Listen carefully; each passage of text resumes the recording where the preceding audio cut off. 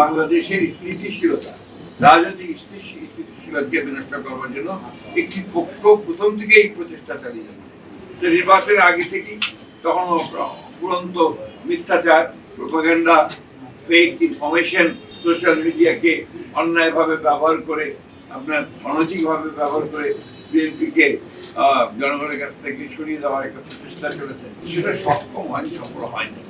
এখনো আবার দেখেন যে সমস্ত কার্টুনগুলো করে তারা দিচ্ছে এবং সেগুলো নিয়ে যে প্রচেষ্টা তৈরি করছে, খুব স্পষ্টভাবে বোঝা যায় যে ওই শক্তি যারা বাংলাদেশকে অস্থিতিশীল করতে চায়, একটা ইনস্টেবল অবস্থায় নিয়ে যেতে চায়, অনিশ্চিত অবস্থায় নিয়ে যেতে চায়, তাই এই কাজগুলো করছে। আমরা তীব্র নিন্দা জানাচ্ছি। ছাত্র রাজনীতিতে এই ধরনের যে একটা অবস্থা তৈরি করার যে প্রচেষ্টা করা হচ্ছে, আমরা তারও নিন্দা জানাচ্ছি এবং আমি আশা করব যে সমস্ত পক্ষগুলো এই ধরনের অপকর্মে লিপ্ত হচ্ছেন তার বিরুদ্ধে থাকবেন।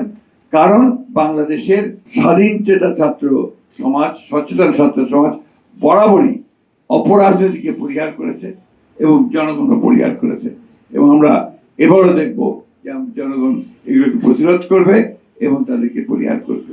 ধন্যবাদ।